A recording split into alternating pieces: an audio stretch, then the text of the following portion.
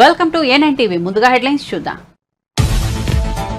తెలంగాణ, కర్ణాటకలో కాంగ్రెస్ ప్రభుత్వాలు ఏర్పడినా ఇప్పుడు అక్కడ బీజేపీని ఆదరించారన్న మోదీ. కాంగ్రెస్ ను గెలిపించడం త్వరగా ప్రజల విశ్వాసాన్ని కోల్పోయారని వ్యాఖ్య. మద్దతుగా నిలిచిన ఎన్డీఏకు ధన్యవాదాలు తెలిపిన మోదీ. ఎన్డీఏ కూటమి 22 రాష్ట్రాల అధికారంలో ఉందని వెల్లడి. ఎన్డీఏలోని ప్రతి ఎంపీ తనకు సమానమేనని వ్యాఖ్య. ఎంపీలు పవన్ కళ్యాణ్ తో కలిసి ఎన్డీఏ సమావేశానికి చంద్రబాబు. మోదీ 10 ఏళ్ల పాలనపై ప్రశంస. మోదీ లాంటి శక్తివంతమైన నేతను తానెక్కడా చూడలేదన్న బాబు. ప్రధాని పదవికి మోదీ పేరును ప్రతిపాదించగానే కరతాళ ధ్వనులు. మోదీని బలపరిచిన నితీష్ కుమార్ సహా ఎన్డీఏ నేతలు. ఏపీ కొత్త సీఎస్ గా నీరబ్ కుమార్ ప్రసాద్. ఏపీ కేడర్ కు చెందిన నీరబ్ కుమార్ 1987 బ్యాచ్ ఐఏఎస్ అధికారి. ప్రస్తుతం రాష్ట్ర పర్యావరణ అటవీ శాఖ ప్రత్యేక ప్రధాన కార్యదర్శిగా విధులు. ప్రస్తుత సీఎస్ జవహర్ రెడ్డిని బదిలీ చేస్తూ ఉత్తర్వులు. కాళేశ్వరం బీఆర్ఎస్ హయాంలోనే డ్యామేజ్ అయిందన్న ఉత్తమ్ కుమార్ రెడ్డి. అధికారులతో కలిసి సుందిలను పరిశీలించిన మంత్రి. కాళేశ్వరం ఇప్పుడు నిరుపయోగంగా మారిందన్న ఉత్తమ్ కుమార్ రెడ్డి. ఎన్డీఏ సూచనల మేరకే పనులు చేస్తున్నట్లు వెల్లడి.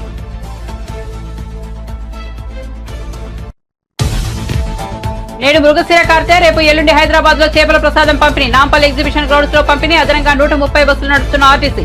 చేప పిల్లలను సిద్ధం చేసిన మత్స్యశాఖ.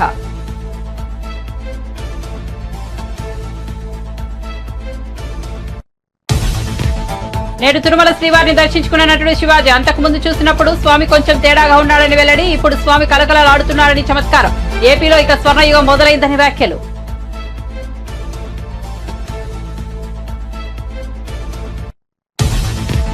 ఎమ్మెల్సీ ఉప ఎన్నిక 19,000 ఓట్ల ఆధిక్యంలో తీర్మానం వలన బీజేపీ అభ్యర్థి గుజ్జుల ప్రేమేందర్ రెడ్డి ఎలిమినేషన్. ఇప్పటివరకు 42 మంది అభ్యర్థుల ఎలిమినేషన్. రాకేష్ రెడ్డికి 1,04,846 ఓట్లు.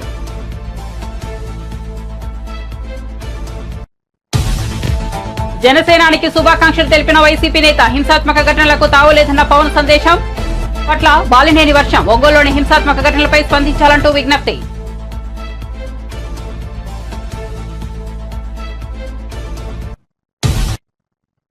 ఇక వార్త వివరాల్లోకి వెళ్తే, తెలంగాణ, కర్ణాటక రాష్ట్రాలలో కాంగ్రెస్ ప్రభుత్వాలు ఏర్పడ్డాయని, కానీ చాలా త్వరగా ప్రజల విశ్వాసాన్ని కోల్పోయామని ప్రధాని నరేంద్ర మోదీ అన్నారు. ఆ 2 రాష్ట్రాల్లోనూ ఇప్పుడు ప్రజలు ఎన్డీఏను ఆదరించారన్నారు. పాత పార్లమెంట్ భవనంలోని సెంట్రల్ హాల్లో శుక్రవారం జరిగిన ఎన్డీఏ కూటమి సమావేశంలో మోదీని నాయకుడిగా ఎన్నుకుంటూ ఏకగ్రీవ తీర్మానం చేశారు. ఈ సమావేశంలో బీజేపీ ఎంపీలు, TDP, JDU, Shiv Sena, Lok Janshakti, NCP, JDS, Janasena, ఆబ్దాదల్ సహా మిత్రపక్షాలు ఎంపీలు చంద్రబాబు, పవన్ కళ్యాణ్, నితీష్ కుమార్, ఏక్నాథ్ షిండే తదితరులు హాజరయ్యారు. తనను ఎన్డీఏ పక్ష నేతగా ఎన్నుకున్న అనంతరం మోదీ మాట్లాడారు. मेरा भी नाता इससे 30 साल का रहा है और मैं कह सकता हूं, हकीकतों के तथ्यों के आधार पर कह सकता हूं, ये सबसे सफल अलायंस है.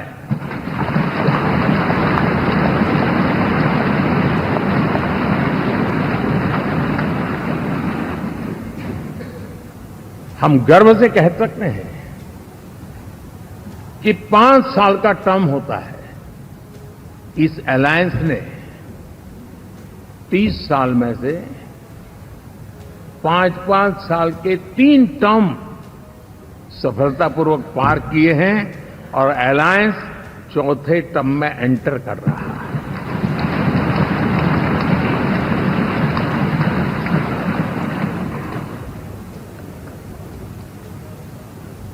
साथियों, इस बात को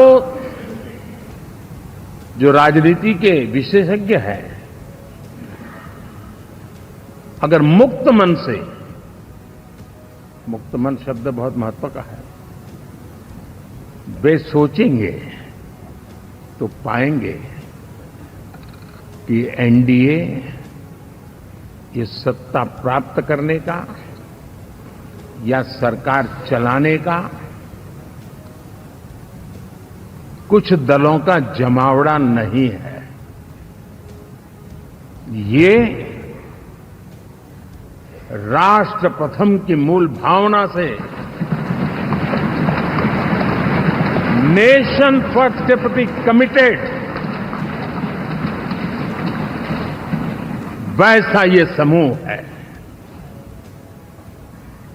और 30 साल का लंबा कालखंड शुरू में शायद असेंबल हुआ होगा, लेकिन आज मैं कह सकता हूं कि भारत के राजनीतिक व्यवस्था में एक ऑर्गेनिक अलायंस है.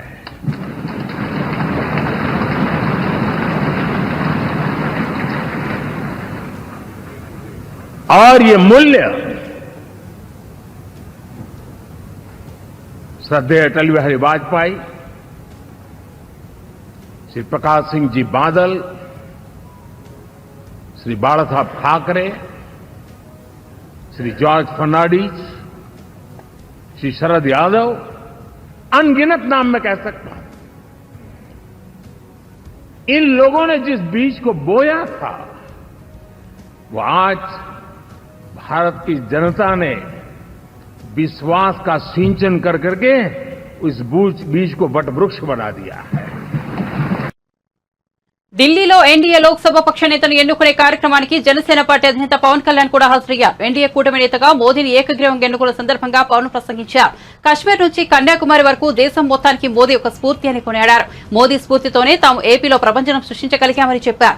మోదీ దిశానిర్దేశంతో రాష్ట్రంలో 91% పైగా సీట్లు గెలుచుకోగలమని అన్నారు. ఎన్డీఏ పక్ష నేతగా మోదీకి తాము సంపూర్ణ మద్దతు ప్రకటిస్తున్నామని, ఆయన వెనుక తామంతా ఉన్నామని పవన్ కళ్యాణ్ స్పష్టం చేశారు. మోదీ ప్రధానమంత్రి పీఠంపై ఉన్నంత వరకు భారత్ ఏ దేశానికి భయపడదని అన్నారు. మోదీ నాయకత్వంలో పనిచేయడం గర్వంగా భావిస్తున్నామని తెలిపారు.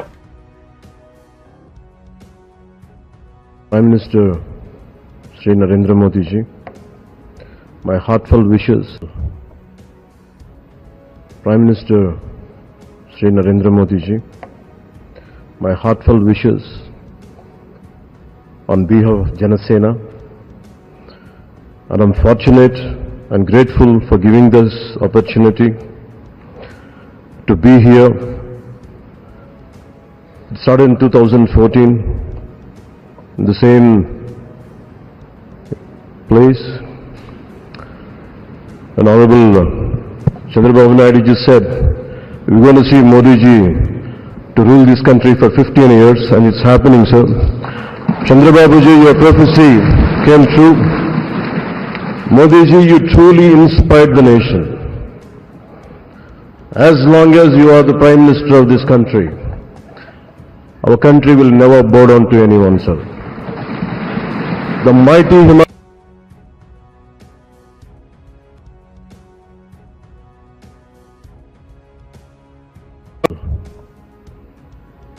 Prime Minister Shri Narendra Modi ji, my heartfelt wishes. ఢిల్లీలోని పార్లమెంట్ సంవిధాన్ భవన్ లో జరుగుతున్న ఎన్డీఏ పార్లమెంటరీ పార్టీ సమావేశానికి తెలుగుదేశం పార్టీ అధ్యక్షుడు చంద్రబాబు హాజరయ్యారు. మోదీ అధ్యక్షతన జరిగిన ఈ సమావేశంలో ఎంపీలు పవన్ కళ్యాణ్ తో కలిసి చంద్రబాబు పాల్గొన్నారు. మోదీ పక్కనే చంద్రబాబు, ఆ పక్కన నితీష్ కుమార్ కూర్చున్నారు. లోక్సభ పక్ష నేతగా మోదీ పేరును చంద్రబాబు బలపరిచారు. సమావేశంలో బీజేపీ చీఫ్ నడ్డా మాట్లాడుతూ ఏపీలోను ఎన్డీఏ సర్కార్ కొలువు తీరబోతోందని చెప్పారు. అరుణాచల్ ప్రదేశ్ లో మూడోసారి అధికారంలోకి వచ్చినట్లు చెప్పారు. అనంతరం లోక్సభలో ఎన్డీఏ పక్షనేతను ఎన్నుకునే ప్రక్రియకు రాజ్నాథ్ సింగ్ శ్రీకారం చుట్టారు. ఎన్డీఏ పక్షనేతగా నరేంద్ర మోదీ పేరును లాంఛనంగా ప్రతిపాదించారు. ఈ క్రమంలో మోదీ నాయకత్వాన్ని అమిత్ షా, నితిన్ గడ్కరీ, చంద్రబాబు, పవన్ కళ్యాణ్, ఏక్నాథ్ షిండే, కుమారస్వామి, అజిత్ పవార్ తదితర ఎన్డీఏ భాగస్వామ్య పక్షాల నేతలు బలపరిచారు.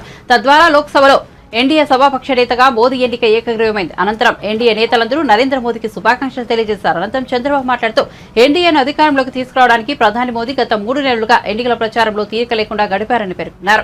ఏపీలో 3 బహిరంగ సభలు, ఒక భారీ ర్యాలీ నిర్వహించినట్లు గుర్తు చేశారు. హోంమంత్రి అమిత్ షా ఏపీలో నిర్వహించిన సభతో ఎన్నికల స్వరూపమే మారిపోయిందని కొనియాడారు. భారీ మెజార్టీ రావడానికి అది కూడా కారణమంటూ ధన్యవాదాలు తెలిపారు. నడ్డా, రాజ్నాథ్ సింగ్ వంటి వారు కూడా ప్రచారానికి రావడంతో ప్రజల్లో విశ్వాసం పెరిగిందని పేర్కొన్నారు. Narendra Modi ji, Honorable Union Ministers, respected NDA partners, Honorable MPs, first of all, we are congratulating all of you. We have won wonderful majority. I have seen for the election campaign. For the 3 months, Honorable PM never took any rest. Day and night, he had campaigned, same zeal. He started and ended same spirit. In Andhra Pradesh, we had 3 meetings, public meetings, 1 big rally. It had made a huge difference for winning the elections in Andhra Pradesh.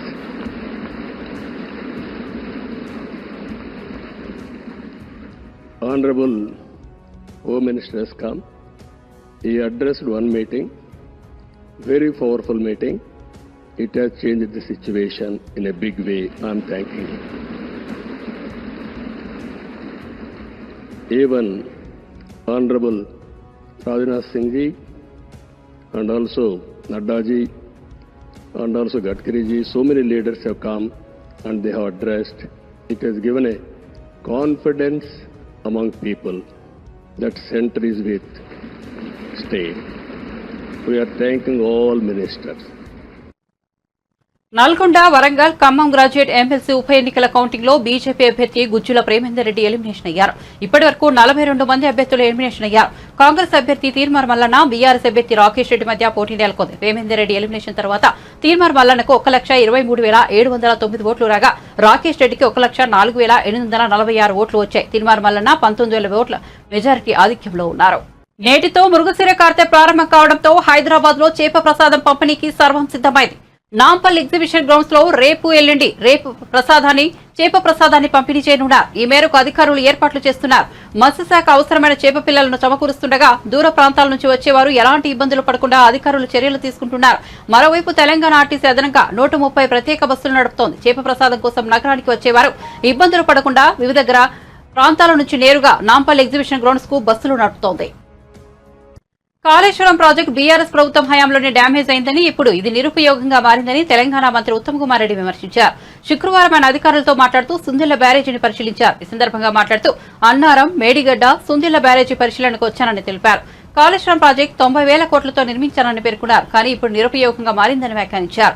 తాము అధికారంలోకి రాగానే national dam safety authority పరిశీలనను కోరామని, NDSC సూచనల మేరకు పనులు చేస్తున్నట్టు చెప్పారు. పనుల పురోగతిని పరిశీలించేందుకే తాను వచ్చినట్టు చెప్పారు. మేడిగడ్డ, అన్నారం ప్రాజెక్టుల వద్ద పనులు సంతృప్తికరంగా సాగుతున్నట్లు తెలిపారు. సుందిళ్ల బ్యారేజ్ వద్ద పనులు నెమ్మదిగా సాగుతున్నాయన్నారు. అక్కడ పనులు వేగవంతం చేయాలని ఆదేశించినట్లు చెప్పారు. డ్యామ్ సేఫ్టీ అథారిటీ రికమెండ్ చేసిన interim measures implementation progress review చేయడానికి నేను రావడం జరిగింది. మీ అందరికీ తెలుసు, కాళేశ్వరం ప్రాజెక్ట్ మీద గత ప్రభుత్వం 94,000 కోట్ల అప్పు తీసుకొచ్చి ఖర్చు పెట్టిన తర్వాత వాళ్ళ గవర్నమెంట్ ఉండగానే 21 అక్టోబర్న మేడిగడ్డ బ్యారేజ్ కొలాప్స్ అయిపోయింది, కుంగిపోయింది. వర్చువలీ మొత్తం కాళేశ్వరం ప్రాజెక్ట్ కూడా సీరియస్ గా డ్యామేజ్ అయింది. ఎందుకంటే మూడిట్లో 2 బ్యారేజెస్ సీరియస్ లీక్స్ డెవలప్ అయినాయి. మేడిగడ్డ బ్యారేజ్ స్ట్రక్చరే కొంత భూమిలో కుంగిపోయింది. మరి ఏ విధంగా ఇది తెలంగాణ ప్రజానీకానికి నష్టమో మీ అందరూ ఆలోచన చేయండి. ఆ 94,000 కోట్ల రూపాయలపై వడ్డీ కడుతున్నాం మనందరం. ప్రాజెక్ట్ ఏమో నిరుపయోగంగా ఉండిపోయింది. సరే, ఎనీవే 21 అక్టోబరు ఈ మేడిగడ్డ బ్యారేజ్ కుంగిపోయింది. డిసెంబర్ 7వ తారీఖున మా ప్రభుత్వం వచ్చింది. మా ప్రభుత్వం వచ్చినాక వారం 10 రోజుల్లో మేము అన్ని అంశాలు పరిశీలించి భారతదేశంలో డ్యామ్స్ అండ్ బ్యారేజెస్ విషయంలో అత్యున్నతమైన సంస్థ, అత్యున్నత నైపుణ్యం ఉన్న సంస్థ, పార్లమెంట్లో చట్టం ద్వారా ఏర్పడ్డ సంస్థ నేషనల్ డ్యామ్ సేఫ్టీ అథారిటీ. మేము ఈ జరిగిన విషయాలన్నీ కూడా నేషనల్ డ్యామ్ సేఫ్టీ అథారిటీ లేఖపూర్తంగా రాసి, మీరు ఈ విషయంలో దేశంలో ఎక్స్పర్ట్స్ వచ్చి మీరు పరిశీలన చేయండి, ఈ బ్యారేజీలు పునరుద్ధరణ అయితేయా కాదా, పునరుద్ధరణ అయితే ఏం చేయాలి, షార్ట్ టర్మ్ ఇంటర్మ్ మెజర్స్ ఏం చేయాలి, లాంగ్ టర్మ్ ఇంటర్మ్ మెజర్స్ ఏం చేయాలి అని వాళ్ళని అడగడం జరిగింది. నేషనల్ డ్యామ్ సేఫ్టీ అథారిటీ ద్వారా ఒక నిపుణుల కమిటీ ఏర్పడబడి, చంద్రశేఖర్ అయ్యర్ అని వారు సిడబ్ల్యూసి మాజీ చైర్మన్, వారి ఆధ్వర్యంలో నిపుణుల కమిటీ ఏర్పడి పలుమార్లు వారు సందర్శించి వాళ్ళు కొన్ని ఇంటరిమ్ మెజర్స్ ఇచ్చారు. ఏ విధంగా ఈ బ్యారేజ్లని కాపాడుకోవడానికి ఏమేమి చర్యలు తీసుకోవాలో అని. అదేవిధంగా స్పష్టంగా రాసిండ్రు 3 బ్యారేజీలు గేట్లు ఎత్తి పెట్టాలి. గత ప్రభుత్వము మేడిగడ్డ బ్యారేజీకి కుంగిపోయినప్పుడు మొత్తం నీళ్లు కిందికి వదిలిపెట్టుంటే ఇంకా ఫర్దర్ డ్యామేజ్ జరగకపోయేది. ఏపీ ప్రభుత్వ ప్రధాన కార్యదర్శిగా సీనియర్ ఐఏఎస్ నీరబ్ కుమార్ ప్రసాద్ నియమితులయ్యారు. ఏపీ క్యాడర్ కు చెందిన ఆయన 1987 బ్యాచ్ ఐఏఎస్ అధికారి. తాజాగా నీరబ్ కుమార్ ప్రసాద్ ను సీఎస్ నియమిస్తూ ప్రభుత్వం ఉత్తర్వులు జారీ చేసింది. అలాగే ప్రస్తుత సీఎస్ జవహర్ రెడ్డిని బదిలీ చేస్తూ ఆదేశాలు జారీ అయ్యాయి. ఇక నీరబ్ కుమార్ బుధవారం ఉండవల్లిలోని టీడీపీ అధినేత చంద్రబాబు నాయుడును మర్యాదపూర్వకంగా కలిసి వెళ్లారు. నీరబ్ కుమార్ ప్రస్తుతం రాష్ట్ర పర్యావరణ, అటవీ, శాస్త్ర సాంకేతిక శాఖ ప్రత్యేక ప్రధాన కార్యదర్శిగా విధులు నిర్వర్తిస్తున్నారు. మరోవైపు సీఎంగా చంద్రబాబు ప్రమాణ స్వీకారానికి సమయం దగ్గరపై ఏర్పడుతుండటంతో సీఎంఓ ఏర్పాట్లను ముమ్మరం చేసింది. సీనియర్ ఐఏఎస్ అధికారి ముద్దడ రవిచంద్ర సీఎంఓ బాధ్యతలు చూడనున్నారు. ఆయనకు ముఖ్యమంత్రికి ప్రత్యేక ప్రధాన కార్యదర్శిగా నియమించడం జరిగింది. టాలీవుడ్ నటుడు శివాజీ తిరుమల శ్రీవారిని దర్శించుకున్నారు. దర్శనం అనంతరం ఆలయం వెలుపలకు వచ్చిన ఆయన మీడియా పలకరించింది. ఈ సందర్భంగా శివాజీ మాట్లాడుతూ అంతకు ముందు చూసినప్పుడు స్వామి కొంచెం తేడా అన్నాడని, ఇప్పుడు కలకలలాడుతున్నారని చమత్కరించారు. ఇప్పుడంతా బాగుందని, వేస్ట్ మాటలు, వేస్ట్ ముచ్చట్లు చేయొద్దని అన్నారు. అమరావతి, పోలవరం స్వామివారి లక్ష్యాలోని స్వామి దగ్గర మాట ఇచ్చిన వారికి ఎలాంటి పాఠాలు నేర్పారో అందరూ చూశారని శివాజీ పేర్కొన్నారు. చంద్రబాబు నాయుడు, పవన్ కళ్యాణ్, బీజేపీ ఆధ్వర్యంలో ఆంధ్రప్రదేశ్ బాగుంటుందని, అద్భుతమైన ప్రగతి సాధిస్తుందని, అందులో అనుమానమే అక్కర్లేదని అన్నారు. ఎవరూ తిట్టుకోనవసరం లేదని హితవు పలికారు.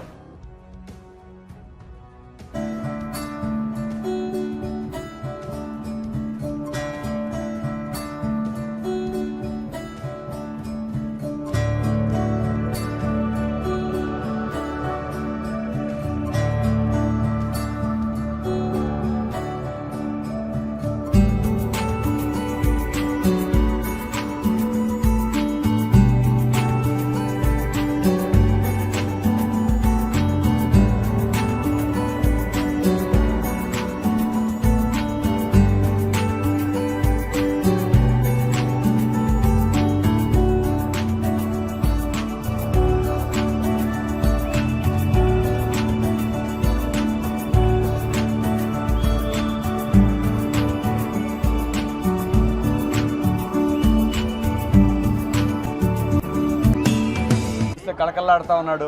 అంతకుముందు చూస్తే కొంచెం తేడాగా ఉన్నాడు. ఇప్పుడు బాగుంది, అంతా బాగుంది. వేస్ట్ మాటలు, వేస్ట్ ముచ్చట్లు చేయొద్దు.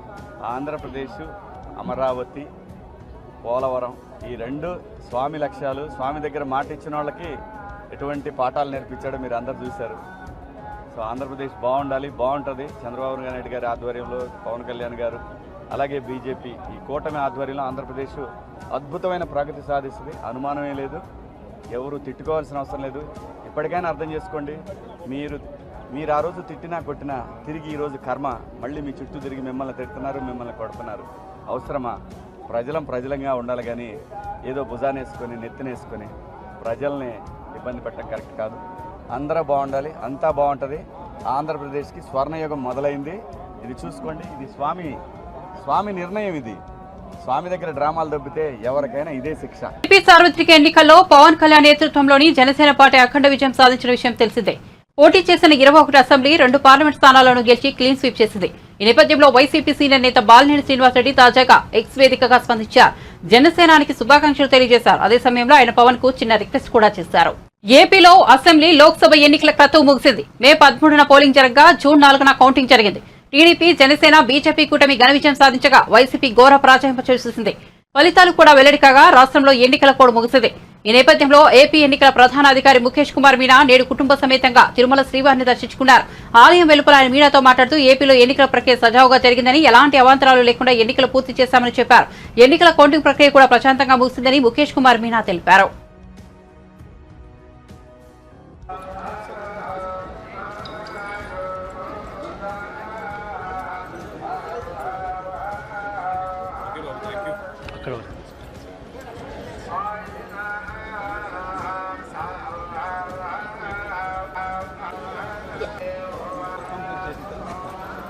Gracias. కౌంటింగ్ కూడా పీస్ఫుల్గా జరిగిపోయింది. సందర్భంలో ఇక్కడ ఈరోజు వచ్చి వెంకన్న ఆశీర్వాదం తీసుకున్నాం. వెంకన్నకి ధన్యవాదం చెప్పడానికి ఈరోజు రావడం జరిగింది. We have completed everything in a very professional manner. The whole process is complete and the new government is ready to take over. Thank you. Bulletin ముగించే ముందు హెడ్లైన్స్ మరోసారి చూద్దాం. తెలంగాణ కర్ణాటకలో కాంగ్రెస్ ప్రభుత్వాలు ఏర్పడినా ఇప్పుడు అక్కడ బీజేపీని ఆదరించారన్న మోదీ. కాంగ్రెస్ ను గెలిపించినా త్వరగా ప్రజల విశ్వాసాన్ని కోల్పోయారని వ్యాఖ్య.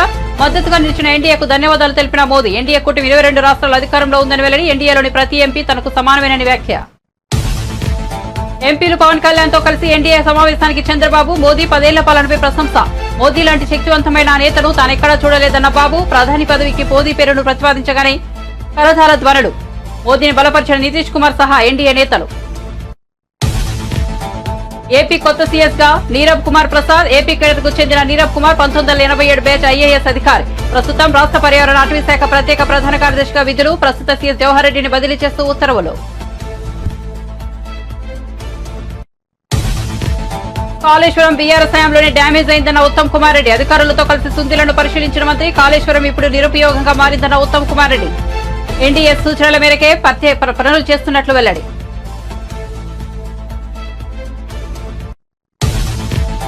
నేడు మృగశిర కార్తె. రేపు ఎల్లుండి హైదరాబాద్ లో చేపల ప్రసాదం పంపిణీ. నాంపల్లి ఎగ్జిబిషన్ గ్రౌండ్స్ లో పంపిణీ. అదనంగా 130 బస్సులు నడుపుతున్న ఆర్టీసీ. చేప పిల్లలను సిద్ధం చేసిన మత్స్యశాఖ.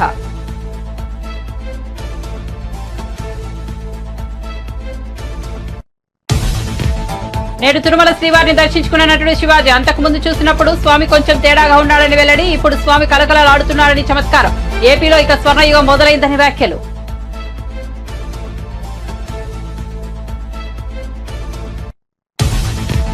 ఎమ్మెల్సీ ఉప ఎన్నిక 19,000 ఓట్ల ఆధిక్యంలో తీర్మార్ వల్లన్న. బీజేపీ అభ్యర్థి గుజ్జుల ప్రేమేందర్ రెడ్డి ఎలిమినేషన్. ఇప్పటివరకు 42 మంది అభ్యర్థుల ఎలిమినేషన్. రాకేష్ రెడ్డికి 1,04,846 ఓట్లు.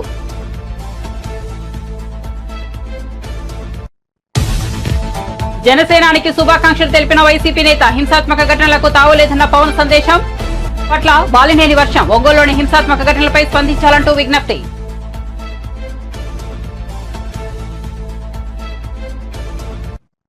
మరిన్ని అప్డేట్స్ కోసం చూస్తూనే ఉండండి A9 TV.